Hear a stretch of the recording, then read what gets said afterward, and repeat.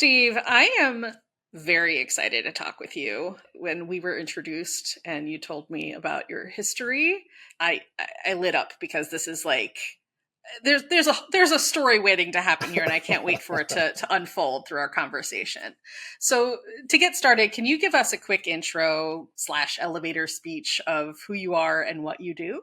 So my current role is I am the Senior Vice President of AI Optimization at Vizient, which means that I have the wonderful job of taking generative AI and applying it to our workforce and helping people transform how they work, which has been a super exciting experience for the last year or so. What was the first time you remember interacting with, I'll just say AI. You take that Okay. and define it however you need. So in the beginning for me is like 1985. And that's when I spent multiple years building self-driving cars, actually, which was super fun. We had a really great creative lab and we built AI stuff. And it didn't feel anything like the stuff now. It felt, like a really complicated computer program. And so I'll like have to zip forward again to November of 2022 because really that magical experience was way different than the original ones. The original ones were always like, yeah. I mean, it was kind of cool to watch our car drive through the wilderness and like, through our block world and do that. You're like, oh yeah, that's pretty cool. Can you talk a little bit more about I mean, this is 1985. It was literally a sci-fi concept at that point. We talk about it still being a bit of a sci-fi concept, but 1985, it was solidly Star Trek material right there. So talk to us a little bit more about how people were thinking about it and how you were applying it to that autonomous car project. We called it autonomous vehicle. We didn't say self-driving car at the time, but it was autonomous vehicle. I was at Drexel University and we had a dune buggy that was lent to us. It was an Army funded project. So they lent us this Target dune buggy. So it was one of those ones with the big balloon tires and everything. We put all this equipment on it, and Drexel's in the heart of Philadelphia. And so we used to take it out a little bit away from school to where there's large parking lots and we could test it. And the kids would come around and they'd watch it. And they'd be like, the Night Rider, the Night Rider. Yeah. Kit. Kit. It was it Kit. named Kit? Yeah. I didn't believe that we would allow them to ride on the road. Not in my lifetime. We were one of several big projects that were working on that stuff. And most of them were working on the road, basically driving on the road. We were working on off-road stuff, which was in some ways more challenging because you had to like sense really obscure obstacles and drive through terrain. But the technology was so, I would say, mediocre at the time that we were really restricted in what we could do. But you got the feeling like, okay, at some point this may work. So it was what was more, I think was more interesting was the discussions that we had. This was a lab of like 10 people that was really sort of thinking about intelligence and whether this is possible and what's possible. And it was probably one of the most creative times ever in my life, really, that spirit that we had together with that team. And then it kind of led me in a really interesting direction, actually, all those conversations. And it led me to this whole creativity research, which is sort of the foundation of what I spent the rest of a long time thinking about. Before we talk about that, because we're gonna, Yeah, for sure. I want to go back even further in time. Yeah. And talk to me about the influences that shaped your fascination with artificial intelligence. You were electrical engineering, computer science, and then you went into artificial intelligence. So what were the influences that shaped that interest? Yeah, it's really interesting. My mom bought me a book when I was like 3 years old. I was probably in third grade. So it was like The World of Tomorrow. And I devoured that book. I mean, it was one of the things I always wanted to be was a scientist, I think, an engineer. My dad was an engineer and we always built stuff when we were kids. And so it was just natural to think about always building things. Electrical engineering, I think, probably came on because computers started coming on the scene and it started being super cool. The AI thing was really interesting, though. I had originally applied to go back to graduate school to go into biomedical engineering. I grew up during the time of the $6 Million Man, and Yeah. I really thought, oh, yeah, that would be so cool to go be able to build that kind of stuff. And then I realized I was like, I don't know if this is going to actually be something that you can do any really interesting. We're too far away from this. And where it all started, really, I was at a bookstore in New York because that's how I used to learn about stuff, and that's where I lived at the time. And I was perusing the shelves, it was like the start of summer, and I found these books on AI, and I'm like, oh, that sounds super cool. So I grabbed them. That was my summer reading before graduate school. Do you remember like who the authors of these books were by any chance, or the titles? One of them was a compendium of neural network articles, and the other one was like a more hardcore machine learning book. I was actually trying to find the bookstore because I'm like, that's really where it all started, but Yeah. it's not there anymore, obviously. You were probably one of the few people in the bookstore actually buying books about that type of There stuff weren't back many on then. the shelf. Let's put it that way. I know Yeah. my friends at the time were like, "What are you reading?" When you're on the beach, and like, "What are you reading?" I'm like, "Oh yeah, this artificial intelligence stuff. It's super cool." And Yeah. they're just like, "Wow." I imagine that back then people viewed somebody having a serious inquiry into artificial intelligence in the same breath as somebody who's having a serious inquiry into the search for intelligent life, right? These are just such, like, how were people thinking about this? Like, what was the zeitgeist about it? I was thinking about that. There was a whole school of complexity theorists who were thinking that way, that intelligence, the how life started and how, the diversity of life was accomplished through evolution, and then how human intelligence and creativity worked. There were people who were going down that track, and actually, that was a lot of what we thought about as well in that area. But yeah, I mean, oddly enough, there was a bit of an AI bubble at that time. Mm-hmm. There was It this. doesn't surprise me. I mean, William Gibson, for example, like he was hot. Like cyberpunk was hot during that Totally, time. for sure. I mean, it was definitely in the imagination of the population, for sure, and in the sort of the art community and things. And we have Blade Runner, Blade right? Blade Runner, totally. Yeah, Mm-hmm. yeah. It was one of those things where the predictions were that it's just around the corner. Like, we are going to see true artificial intelligence in the next 5 years, in the next 10 years, whatever it was. And it was the hype cycle then completely drowned out because we didn't have really any technology that could have done it. I only had one friend actually who stayed in it and really like stayed in it and applied sort of the algorithms. But at the time, again, it didn't feel magical like it does now, like the stuff that you can do with it. It was interesting, but it was more like, it felt more like just an extension of computer science. And there was a lot of talk and a lot of interesting sort of thought around this, which is probably what was different too. Like not that there wasn't a lot of interesting thought, but a lot of the AI discussion was around big picture thinking, was around like these big ideas of how does intelligence work. There's the Marvin Minsky Society of Minds, Alan Newell's, Herbert Simons, all of those things. Like, I think people were looking for like, what is knowledge? How does it organized? And the neural network folks hadn't really, Geoffrey Hinton was off doing his thing.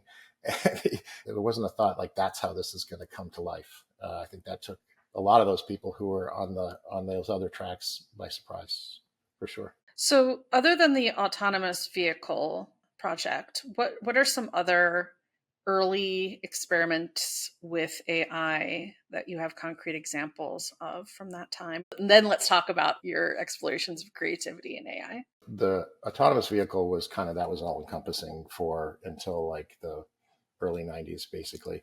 And then I left for a bit and went and worked, and then I went back to second attempt at a PhD, basically, this time in computer science at the University of Wisconsin. And I was really into computer vision at that time, human perception, how the brain worked in the visual system. And that's where I had some really, I guess, my sort of ideas about how we interact with the environment and how that worked. But again, we had really cool advanced computers at that time for processing images, but they were nowhere near what we could do now. So you could do really basic stuff, and it felt like we were playing with toys, right? Mm-hmm. Like, that's really what it was. I don't ever recall seeing anything at the time that you would have said, oh, wow, that's amazing, right? Like, you saw this stuff and there was like little examples of it, and somebody published a paper on it, and you're like, yeah, that's pretty cool. That things, and machine vision started working a little bit, but it was really always very constrained, and you really had to tweak it for a very special situation. Can you describe what the output of this would be? You mean in machine vision?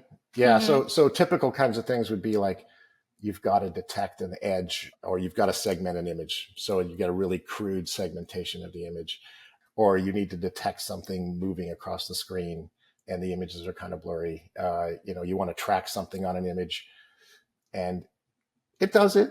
It works, but it's, again, you could see the cross following the ball. You could see the cross following the jet. You could sometimes see the segmentation kind of work, but it was really noisy, and we didn't have any image understanding really at the time either. So, what you could actually deduce from those images was not really that great. Probably the easiest way to say everything really only worked in toy worlds. That was the essence of it. And What's a toy world where for you've completely folks? structured the world. So you're like, Okay. my blocks world, I've only got like blocks, and my planning algorithms only work on arranging blocks, or my robot only knows how to, figure out how to move around these 3 blocks. Or for an autonomous vehicle, it has to be in a room that's highly structured, and it's got like paths on the floor, and it can't deviate too much, and only certain kind of objects can be in the room. It can't detect all the kinds of things. So everything had to be super structured so the algorithms would be able to function. Yeah. The notion of being able to function in a world that was what humans could function in was just not, the capabilities just weren't there yet.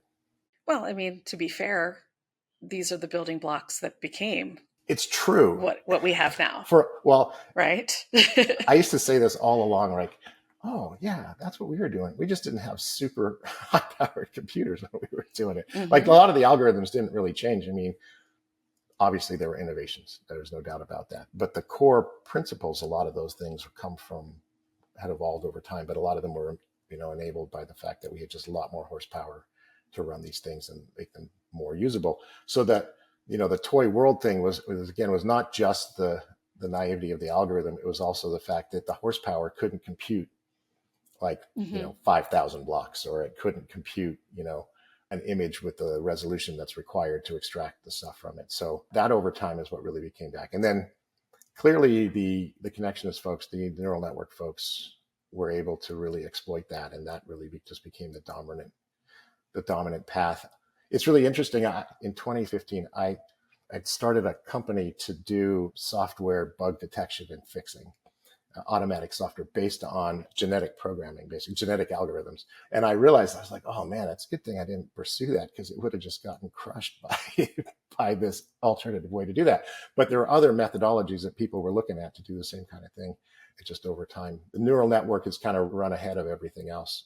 So, how does the neural network intersect with your interest in the creativity and metaphysical implications of AI? It's interesting. I probably good to just kind of back it up a second to even talk about Sure. that. So my original thought as I was going through working on this AI way back when was that I was thinking a lot about how is it that there could be a general algorithm for creativity? Like, how is it that all of this stuff came about? And what does an algorithm look like, that it could, all the things that humans have created over the years? How's there an algorithm? And it just never seemed possible that there was going to be this generalized algorithm to do that. And that's where a lot of things kind of changed for me. It's interesting because it actually changed my entire worldview of a lot of things. I had originally thought about going to graduate school after I learned about AI. I was like, oh, well, this is really interesting. If we can create algorithms that can basically be humans, then essentially humans are robots. Basically, we're wet robots. And essentially all of our metaphysics, all of our like spirituality, all of that stuff seems kind of like it's maybe null and void to some degree. That doesn't seem right to me. But at the time, I actually believed that. I was like, oh yeah, that's exactly what we want to prove. And then we're going to show that. And then halfway through my, 7 years of working on this stuff in school back then, I was like, no, I think there's more to it, actually. I don't think there's an algorithm that does this stuff. I think there'll be algorithms to do almost everything that we do. We'll be able to create robots to, like, work in factories. We'll be able to drive cars that drive around. We'll be able to have robots that can play songs and all those kinds of things. But I don't think we'll have the part that can create. So for almost 30 years now, I've been thinking about that part. Like, what is it that's special about creativity that opened up beyond just human creativity to the creativity of the natural world, and the fact that there's a lot of similarities in the structures that evolution created stuff, and then maybe even the same processes that created life from rocks, fire, water, and sunlight. That was a turning point for me because it actually structured my thoughts about us being somewhat different and there being something missing. The thought occurred to me as you were telling me about these toy environments. that when you have a highly structured environment, when you have a framework about something, it can either force creative solutions, right? Because you have a specific framing around a problem, or it can kill creative solutions because everything is so structured and predictable, right? Yeah, Is that related to your theory of creativity and it is how it's a actually. natural outcome? It's so in this way. So I might as well just kind of lay it out there, kind of what it is that I've been thinking about. So in the 70s, there was a person named Thomas Kuhn who wrote a book called The Structure of Scientific Revolutions. And basically, he said that the way that human knowledge has evolved and human culture has evolved for that matter actually is not through like incremental changes in things, but actually through large, groundbreaking, transformational revolutions. That's what happens. Somebody comes up with something, a group of people comes up with something, a new theory, it changes the paradigm essentially, and it gets us outside the paradigm. And then all of a sudden, there's a whole bunch of activity around that once it's accepted. That's still creative stuff going on after that, but it's different. So when you're taking an idea and you're deriving other ideas from it, or you're evolving it, or you're adding to it, it's a different level of creativity. And so when you say a structured toy world, yeah. So for instance, there's a lot of creative stuff that goes into writing pop songs within a given genre. Mm-hmm. But now we're kind of seeing, right, like that actually can be done a fair bit by a machine, right? Like once you've got it defined, but defining a new genre, that's where there's like another level of creativity. It was the same kind of thing at the time of like Einstein, like right before him, there was this notion that everything had already been invented in physics. And so you kind of thought we were in a paradigm, and everybody thought that paradigm explained the entire world, or the entire universe for that matter. And then all of a sudden somebody comes up and says, no, actually, there are some little cracks in that, and pose some new theories. And then it changed everything. And if you look through both biological evolution and human sort of cultural evolution, same kinds of things. Prior to the Cambrian, there was the discovery of the body plan manipulation machinery, basically in the genetics of everything at that time. And then all of a sudden, it was like that idea, the idea of how to create different body plans was exploited, and boom, you had this like huge explosion of new stuff. Back up for a second, because you talked about body plans. So in the Cambrian, so you may remember this, but there's all of these like diversity of forms. Like there were so many crazy organisms that were created that time, and all sorts of different plans. There were large organisms with multiple different shapes to their bodies and arms and positions of arms and heads. And basically, prior to the Cambrian, in the genome, there had been created the ability to create simply new body plans. You could see that the DNA acquired the knowledge of body planning, essentially, in a simple form that was easy to manipulate. And at that time, that was sort of a radical new concept. It didn't exist prior to that. And all of a sudden, boom, out of that, you've got like there was this explosion, huge explosion of different things. But those are like variations on the same theme.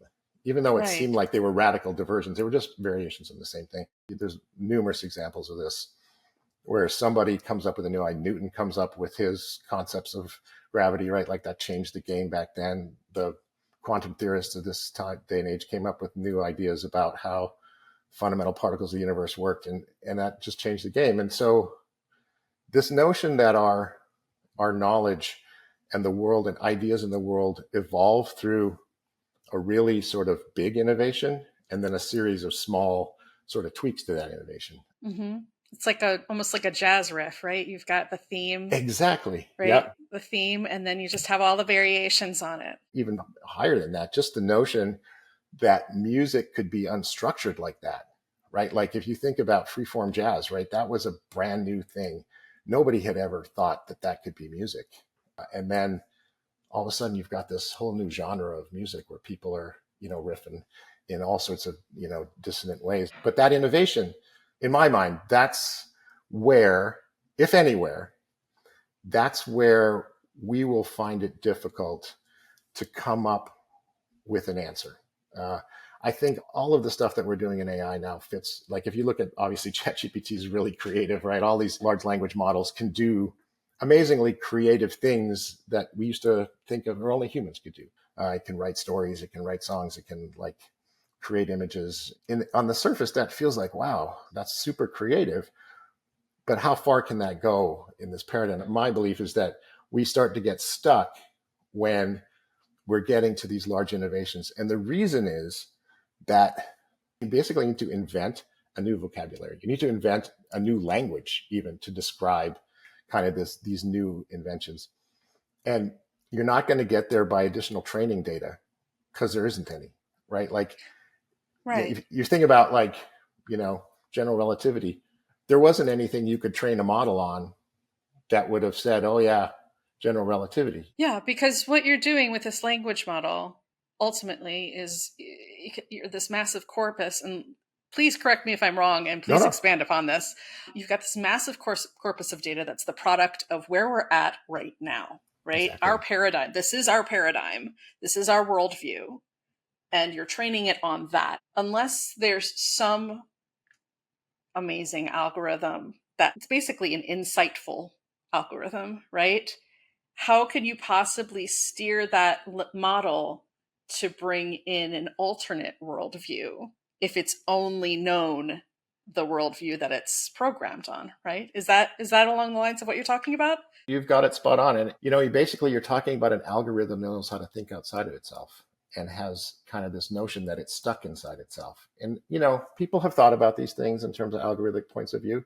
I'm not saying that I may not be proved wrong at this at some point, but it feels to me that the more I've thought about this, the more it feels like if anything is going to be a roadblock, this is going to be the roadblock for AGI. And I should probably even define that term for myself, for you, because I think a lot of people have a lot of different things. And when I say AGI, what I really mean is human level capability. And I know people say that, but for me, human level capability means that these machines would have the capability of generating all this stuff that humans have generated, all our knowledge, all this great stuff out there that we understand how that works. And I don't I don't believe we're there. There are actually a lot of sort of people who've been in this for a long time who are starting to have these same thoughts, who are like, yeah, this notion of these big creative events, of how this works, that there seems to be something missing. I only have the question right now. I don't have the answer, but I think the question is, and for me, that's kind of I have this new version of the Turing test. I don't know how much you've kind of spent on the Turing test, right? Where it's got this, you'd all sit around a room in a conversation or in a virtual conversation, and so one of them be a robot, and you couldn't tell the difference that one was a robot.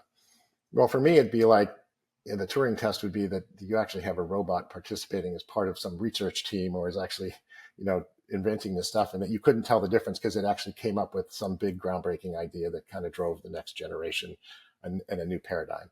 I think if we understand that, we'll actually crack the code on some of these other big sort of creative problems, like how did life come out of inorganic matter, and how did the big innovations transform in evolution. I'm saying stuff now that's probably a lot of people are cringing in their boots, but these are areas where I believe that there's a universal sort of idea and theory here. And I think that that's kind of what AI is for me now, is kind of understanding this, and that it's fundamental to being human to be able to do these things. Yeah. The creative and curiosity drive, I think, is so fundamentally human. I remember also when ChatGPT exploded in November, and all these reporters and commentators online were like looking for glimmers of self-awareness in its conversations with ChatGPT. And some of them were eerie, right? You get shivers. It was. And there are glimmers, but they can't be replicated, right? I mean, I truly believe in the power of this stuff to be extremely helpful for us right now. And we've seen this as we've been applying the technology at work. And it's mainly in terms of co-intelligence. It's more of as an assistant, right? So it's not going to come up with the really big ideas for you, but it will surely help you refine your ideas that you've come up with. And it helps you put them in the context of all the knowledge in human history. And it certainly can help us, and probably to a fair bit eventually on its own, help us with the work of, once a big idea has been created, to fill in all the pieces that flow from that, all of that work that comes afterwards, which is the majority of work of, humankind, basically. The big ideas are, they're not far and few between, but they're not the everyday work of most people, right? Most people are working on filling in and extending those things, applying those ideas. Mm-hmm. Absolutely. And I think that's where you don't need to be human to do that part necessarily, right? That's can be more robotic. From my perspective, we blurred together the creativity of that application of big ideas and the extension of big ideas with the creativity of what it took to come up and to do the really big things. It feels to me like there's this fundamental discontinuity there. And it's based on this notion that the vocabulary and the language aren't there, and you have to actually invent that. And we don't really know what that would mean from an algorithmic perspective. Let's transition a little bit. I do want to touch on quantum artificial intelligence, which seems like, let's talk about that for a second. Sure. But I do, we were talking about applications of big ideas, which makes a natural transition into your work at Vizient and how you're applying generative AI. I did actually run down that quantum artificial intelligence hole for a while, and I stopped, even though I think I bought all those domain names. I have own a bunch of domain names around quantum artificial intelligence, and somebody actually has been trying to buy things from me forever now because it's all of a sudden it's like a big hot topic. When I did that, that was a sort of a different way. Like today, it's really about applying quantum computers to machine learning, and that's really about speed ups and things like that. For me, at the time, it was much more. I don't know how much if you've read Roger Penrose's Emperor's New Mind. But that to me was what kind of set all of this in motion in a lot of ways. So in his book, basically, he talks about being a mathematician and how being a mathematician is not an algorithmic process. You can't have an algorithm that's going to come up with new theorems or prove theorems and all that kind of stuff. And his thought, being the Nobel Prize winning physicist that he is, even though he wasn't when he wrote the book, but he is now one of the most creative ones around, came up with this idea that, okay, if it's not algorithmic, what is it? And, there's not much in the world that we can point to that we're like, that's not algorithmic. And there's really only one thing right now that we can really point to. And that is in quantum mechanics, in the translation of the wave equation from the quantum state to the states that are observable. There's a collapse of the wave function, or at least that's one interpretation of it. And so that process, though, and you probably heard this part about it, we don't really understand the interpretation of quantum mechanics. There's people are like, what physical phenomena does that actually apply to? What does that even mean? Can I just jump in from the layman's point of view?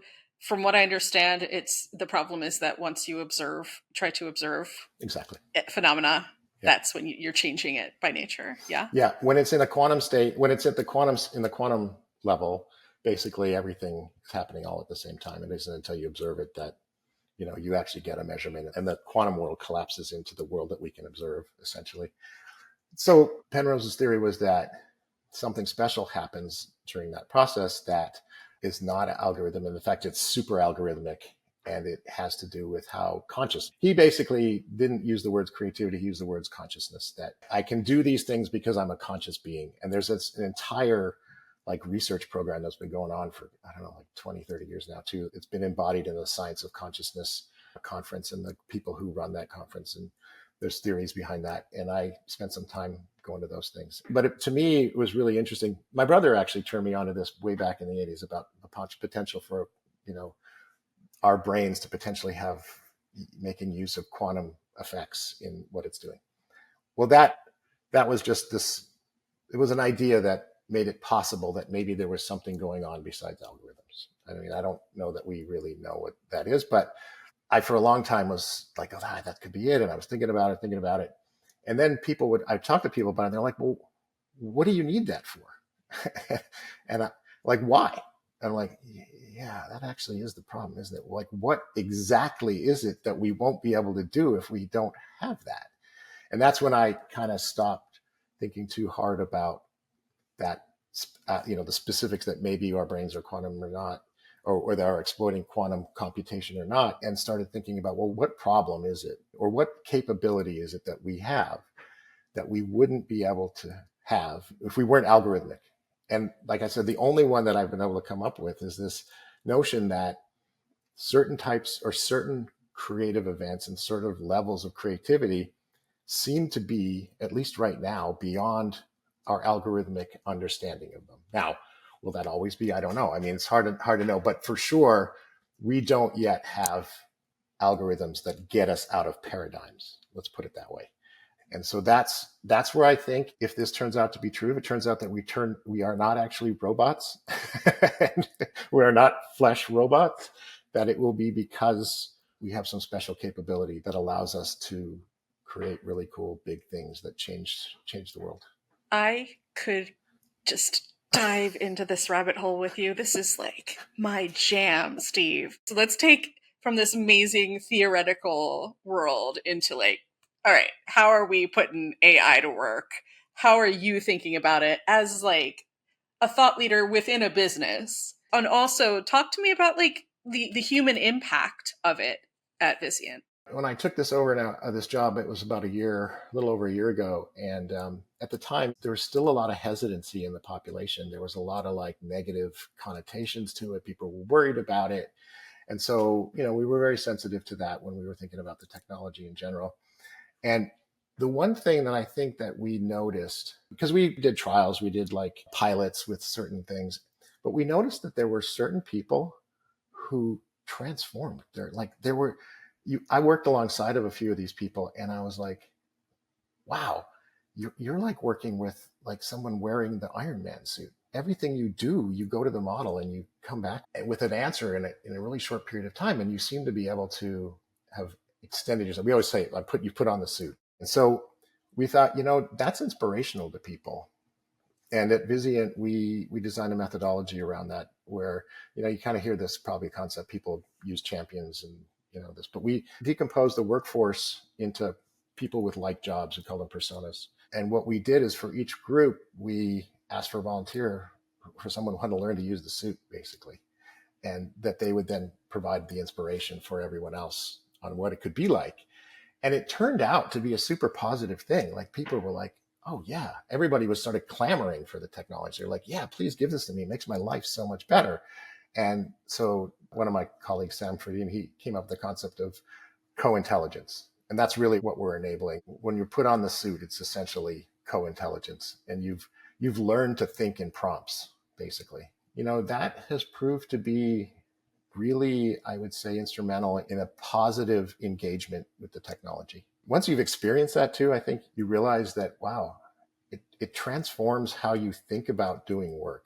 If you had any problems before with inertia and procrastination and those kinds of things, because you're like, oh, I got to write this document, or oh, I got to think about this idea, or I have to do this job. And I know for me, a lot of those things, the barriers have been dropped fundamentally because I don't fear sitting down with that, because I know I've got this helper that will like give me a jump start here, and has also made it possible for me to refine ideas in record amounts of time. So anyways, yeah, but back to Vizient, that's essentially what we've found is that this first round, even though you're starting to hear people say, the value's not there, that's not what we're seeing at all. We're seeing that once people understand this notion that actually the use case is not all these specific use cases, like the use case is make it really easy for me to use prompts to change my work, and just like lower the bar for that to happen. Make it easy for me to be 10x myself. That's really what the use case is, which is like thousands of use cases, right? Like everybody's got their own set of those things. Can you speak to like where the first pilot programs were happening at Vizient? Yep, you guys were one of them, actually. Yeah, we had Writer in there, so that was super cool. You guys were in our marketing team. And then we had a software engineering pilot going on with GitHub Copilot. And then we had some initial stuff going on. We had built our own chatbot, and then we had done some stuff with ChatGPT, and those were kind of our initial things. But probably the initial, I would call them, Iron Men, or the people who had originally we saw in the suit. There were a few software engineers. There were some people who were on my team actually well, that's probably why they ended up on my team, because they totally believed in this. That was Sam Fredin and Sarah Gant. They were the ones that showed me like, oh my God, this can really be transformative. And they had different jobs in sort of the analysis side of software development in developing sort of the concepts and the input into what the software engineers need to use to build stuff. It feels like right now we're at this moment where there's two opposing ideas, which is on one side, we've got people who are saying, it's cool, but it can't scale into business transformation, right? It's, use case by use case. You can see incremental, right? You were just arguing against that. No, this is an Iron Man suit. On the other side, you've got large companies. Recently, a tech layoff was announced that was kind of explosive, where they pointed to generative AI and they said that people were underperforming. We're using generative AI, so why should we have to replace people, right? Our CEO May pushed back and said, why would you not have the people equip themselves with generative AI and show you, put that Iron Totally. Man suit on and show you what they've got before you say, we're going to cut these people. Have you had these conversations with folks at Vizient or in the industry or the world about? I don't spend a lot of time in that conversation because what we decided was that we were going to use the group of people that we have with Iron Man suits on them to just do a lot more stuff. Like we have a long list of things that we need to do and a long list of ideas on how we want to take things.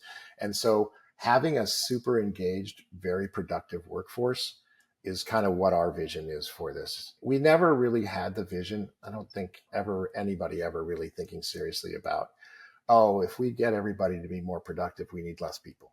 I think it's more like if we have all this productivity and these people who can do all these things, then we can do more things because we want to grow the business, right? Like if you're thinking about, I'm going to use less people, I'm not really thinking about growing my business. I'm not saying that we're never going to get there. I think that over time we'll get to, these agents that can do more extended tasks, and then we probably will have to deal with that as a society. But right now, I don't think we're near that game. We're much more in the place of people being able to be just a much better version of themselves at work.